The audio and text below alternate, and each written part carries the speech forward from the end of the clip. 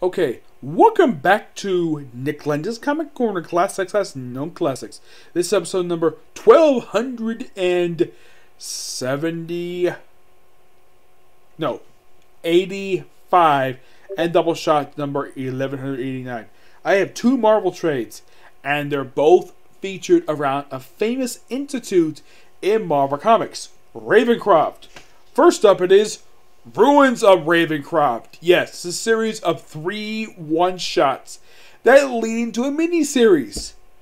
No joke, it seriously does. This is Ruins of Ravencroft, Carnage, Sabretooth, and Dracula. Here's the funny thing about the first issue for Carnage. Cletus Cassidy is nowhere to be seen.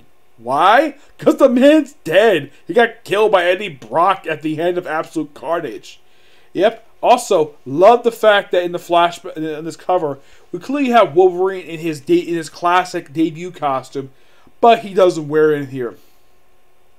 Yeah, these one shots lead into each other, which lead into what I'll discuss next. Now, this basically deals with this is basically kind of like an aftermath storyline of Absolute Carnage, because apparently Carnage wrecked him and his followers wrecked Ravencroft, so rebuilding the damn thing.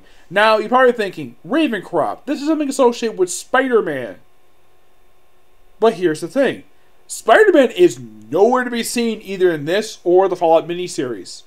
You see, the stars of this series are, get this, John Jameson, aka Man-Wolf, Misty Knight, Wilson Fisk, the Mayor of New York, and Reed Richards of the Fantastic Four. I'm like, really? Interesting. Now, these one-shots, along with the following trailer we'll discuss in a minute, these are written by Frank Thierry. Yes, Frank Thierry, a guy who I've actually met. And these are really good. Now, the thing with Ravencroft is, this is established via Retcon, because the thing is, in the comic books, there's not much to Ravencroft at Marvel prior to this stuff coming out. Where apparently it's revealed, thanks to his Retcon, that apparently Ravencroft is definitely officially Marvel's answer to Arkham Asylum. Why? Because here's the thing. There was so much mystery surrounding Ravencroft, aside from the fact it was an insane asylum. Apparently, get this, the guy who founded the place was named Jonas Ravencroft. I'm like, huh, that sounds very familiar. Sounds a lot like the guy who founded Arkham Asylum. That was like 100 years prior to the present day. This is, apparently Ravencroft was founded 200 years prior to present day. That's what it seems like anyways. Which I'm like, that's interesting. Yes, and this is all over a particular book.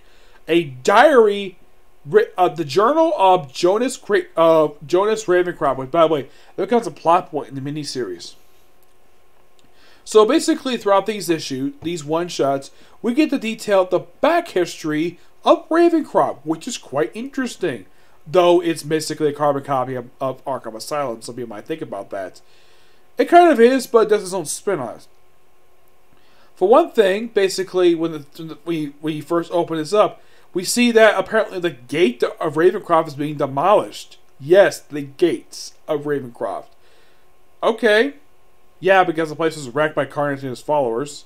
So, they want to rebuild the place. Reed Richards basically here to keep an eye on the place. So, they basically first find the journalist book, and then one of the guys like, Mr. Mayor, come this way, we found something more interesting.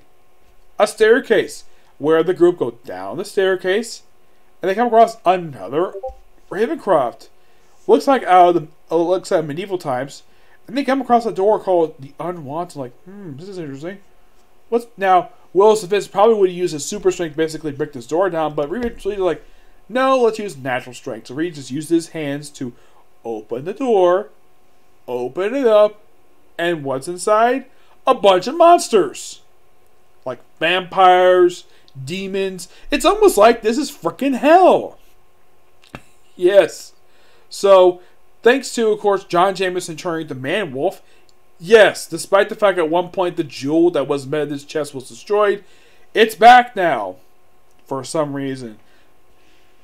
So, despite the fact that Will Smith is kind of in the way running this place, mostly at the start of it, Though he hands it off apparently to later on to John Jameson, though officially plays is run by Norman Osborn. Yep. So, what to say with this one? It's basically how, yeah, at one point, Wolverine ended up in the Institute. Yes, Wolverine. Along with the original Black Knight, Sir Percy.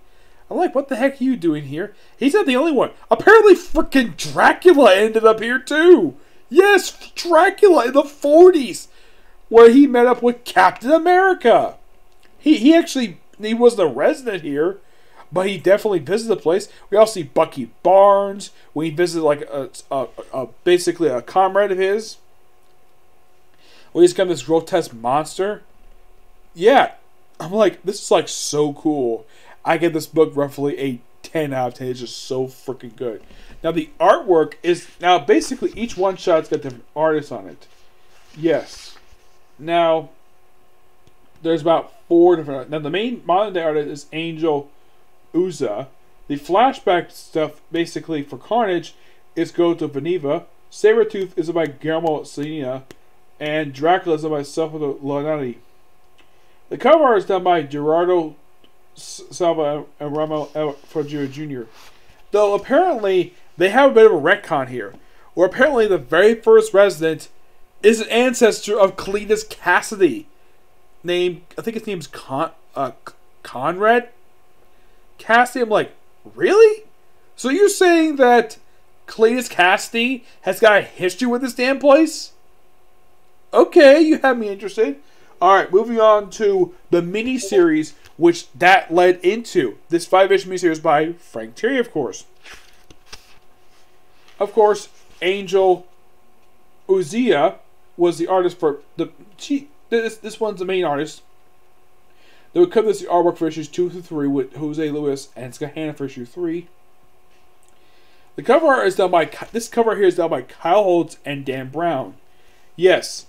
Now, they reveal, okay, the place is back open. Okay, the place is apparently run by, first, Wilson Fisk, and apparently the person run to be the director of this place is Norman Osborn. I'm like, that's interesting. Oh, and by the way, the board director of this place is made up of, get this, Taskmaster, Hobgoblin, Moonstone, and Scorpion, who was wheelchair bound. I'm like, okay, this is interesting. So mostly it's run by Spider-Man characters, with the exception of Moonstone, who really isn't one. Yeah, I'm like, this is interesting. Also, at one point during this miniseries, we have it where John Jameson wants to out Will Smith's basic stuff happened here, and then Will Smith said, "Oh yeah, I stumbled across this morning," and it's basically what John Jameson was up to during Absolute Carnage, where he was killing people as Man-Wolf. Also, in this miniseries, there is this door, basically marked 616, is probably a nod to the universe. And who is the prisoner behind this door? And, like, unless of course you probably don't know what happened at the end of his comic book, basically, Prisoner 616 is none other than the frickin' Punisher. Yes, the Punisher is here. Why is the Punisher at Ravencroft? Apparently he was brought here by the Avengers.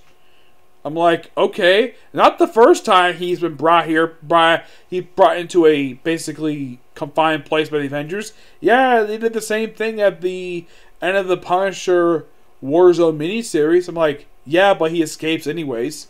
And here's basically him like a badass with freaking Misty Knight. Because of the stuff related to the one-shots, basically, to lead into this. Where they basically break out and they really want to get their hands on the journal.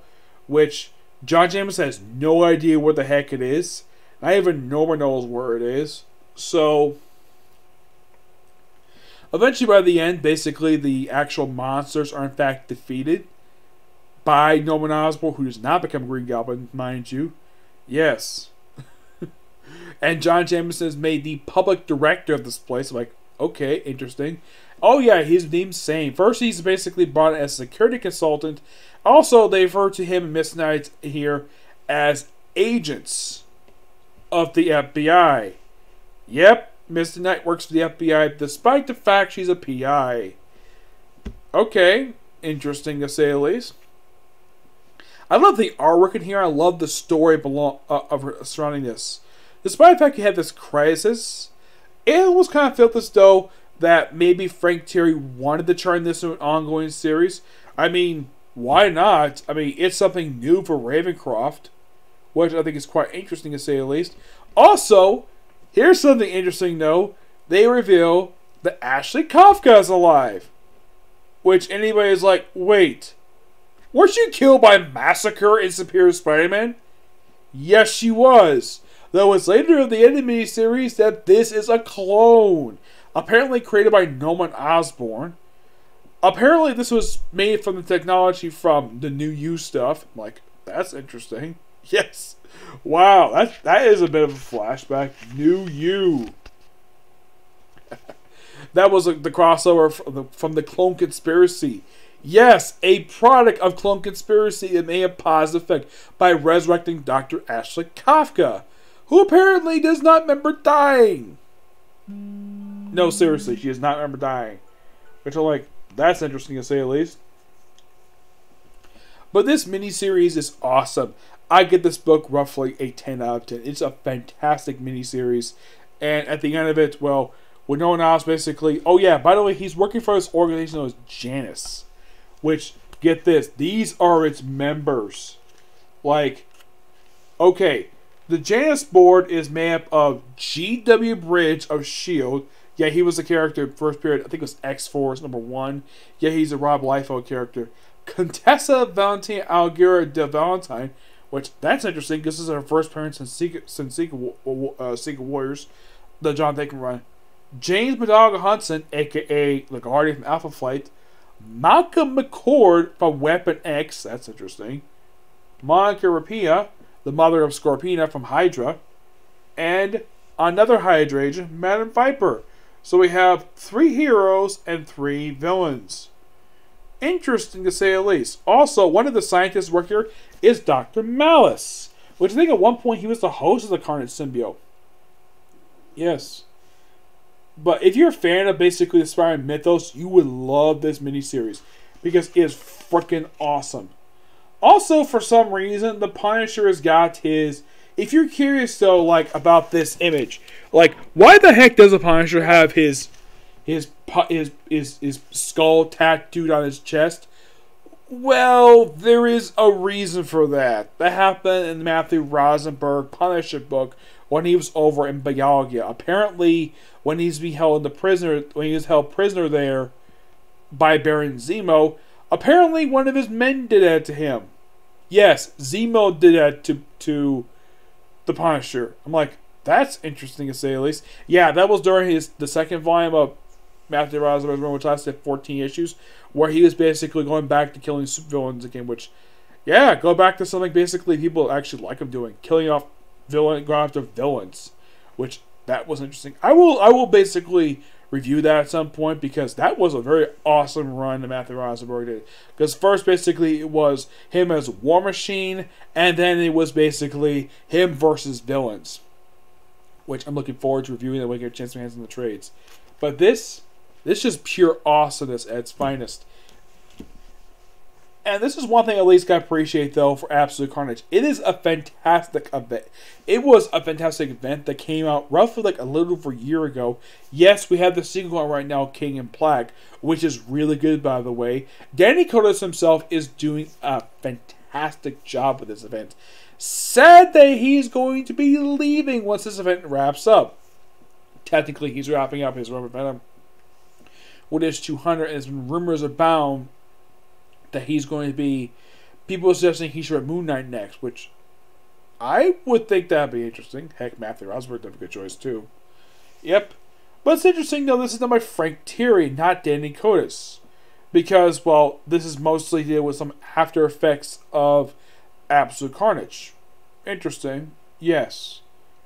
But if you think about it, not much basically came out of Absolute Carnage.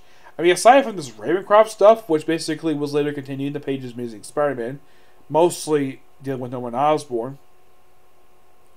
But if you want to think of the other after effects, well, we got a brief ongoing series spun out from it. Yes, Scream got an ongoing series. that got canceled at the 12 issue, not 12, 6 issues. Let's see. Venom basically continued for quite a while. As a matter of fact, Venom. Not much in Spider-Man. I mean, there was After Effects, like, little bits here and there. But that's kind of the odd thing when it comes to Marvel. The good events have got very little After Effects, while the bad crossovers have got the worst After Effects.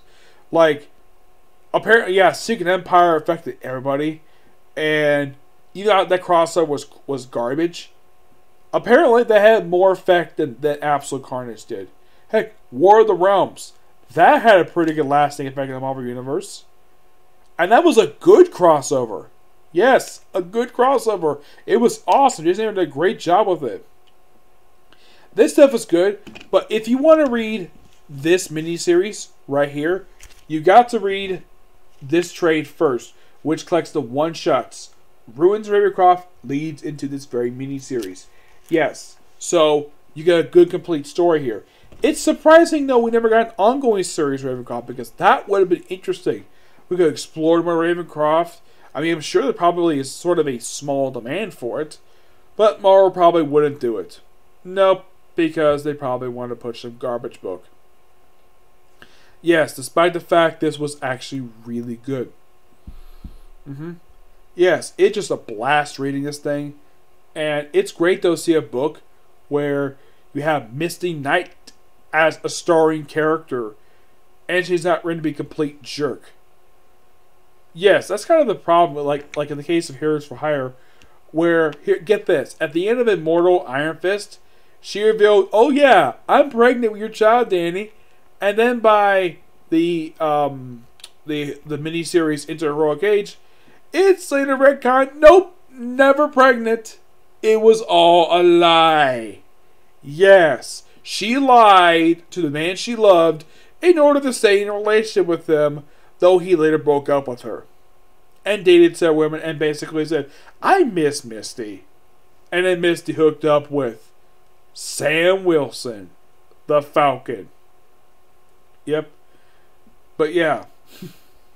Despite how she's been written the last like 10 years per se. Now, I should point out, though, that Ravencroft, prior to this, like, here's the thing. It was brought back in 2010 toward the end of the Benches and Moon Knight series, which got canceled 10 issues. And that was something that was the first time since the mid-90s it's shown up, because apparently the Institute itself had been complete absent of Marvel Comics for years for no explained reason. And then all of a sudden it just popped up again in Superior Spider-Man, where it had the death of Ashley Kafka, where it's made like occasional appearances here and there, but not do much of anything. Now it plays a bigger role in the Marvel Comic Universe again, which I appreciate that. Yep. Though the interesting is, the thing about Norman Osborn, he's kind of like Marvel's version of the Joker, in a way, where he's someone who's crazy, but yet people love him. Yep. And this basically comes to the phrase of, the inmates are running the asylum, which, yeah, that's the way it is when it comes to Ravencroft. When you have people running at people like Hobgoblin, Scorpion, Moonstone, and frickin' like Taskmaster. Yep.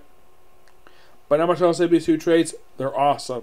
Okay, so that's a particular review, and that's probably going to be a video today, because I don't think I got time to do my One Piece review. I'll probably do it tomorrow, along with doing reviews for ReZero and 7 Deadly Sins. Yep. See you next video. Bye.